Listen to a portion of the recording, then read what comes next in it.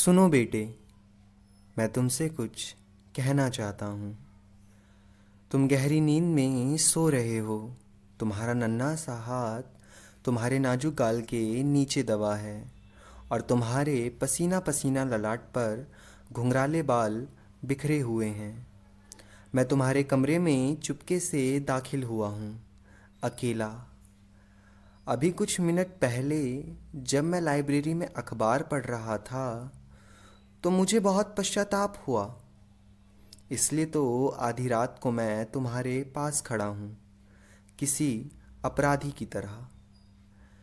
जिन बातों के बारे में मैं सोच रहा था वो ये हैं बेटे कि मैं आज तुम पर बहुत नाराज़ हुआ। जब तुम स्कूल जाने के लिए तैयार हो रहे थे तब मैंने तुम्हें खूब डांटा। तुमने टॉवल के बजाय पर्दे से हाथ पोंछ लिए थे। तुम्हारे जूते गंदे थे, इस पर भी मैंने तुम्हें कोसा। तुमने फर्श पर इधर उधर चीज़ें फेंक रखी थी, इस पर मैंने तुम्हें भला बुरा कहा। नाश्ता करते वक्त भी मैं तुम्हारी एक के बाद एक गलतियाँ निकालता रहा। तुमने डाइनिंग टेबल पर खाना बिखरा दिया था। खाते समय तुम्हारे मुंह से चपड़ चपड़ की आवाज़ आ रही थी। मेज पर तुमने कोनियाँ भी टिका रखी थीं। तुमने ब्रेड पर बहुत सारा मक्खन भी चुपड़ लिया था।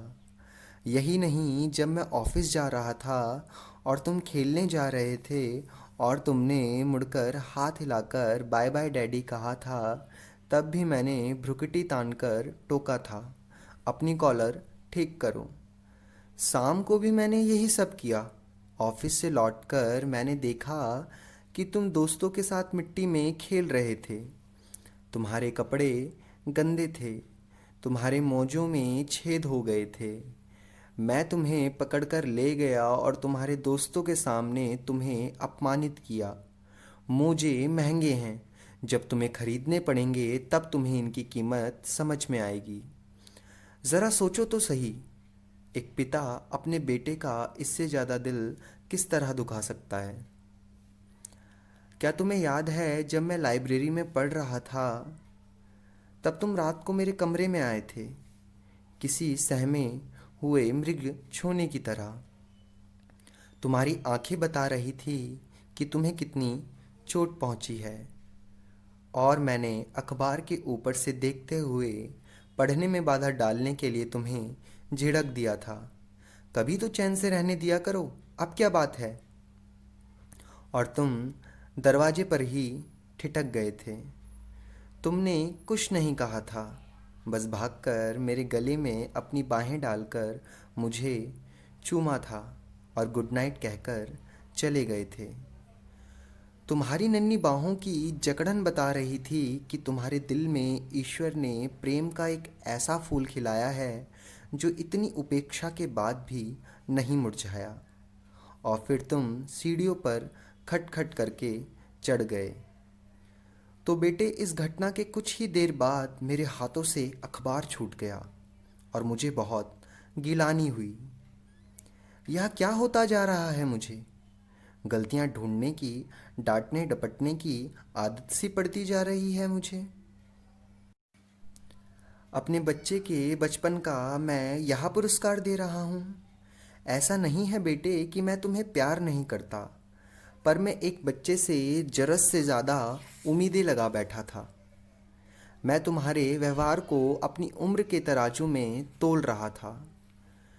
तुम इतने प्यारे हो, इतने अच्छे और सच्चे। तुम्हारा नन्हा सा दिल इतना बड़ा है जैसे चौड़ी पहाड़ियों के पीछे से उगती सुबह। तुम्हारा बड़प्पन इसी बात से नज़र आता है कि दिन भर डांटते रहने वाले पापा को तुम रात को गुड नाइट किस देने आए। आज की रात और कुछ भी महत्वपूर्ण नहीं है बेटे। मैं अंधेरे में तुम्हारे सिन्हाने आया हूँ और मैं यहाँ पर घुटने टिकाए बैठा हूँ, शर्मिंदा। यह एक कमज़ोर पश्चाताप है।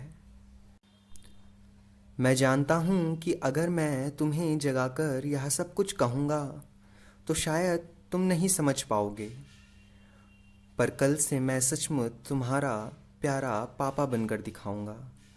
मैं तुम्हारे साथ खेलूंगा, तुम्हारी मज़ेदार बातें मन लगाकर सुनूंगा, तुम्हारे साथ खुलकर हंसूंगा और तुम्हारी तकलीफ़ों को बांटूंगा। आगे से जब भी मैं तुम्हें डांटने के लिए मुंह खोलूंगा तो इससे पहले अपनी जीभ को अपने दांतों में दबा लूंगा।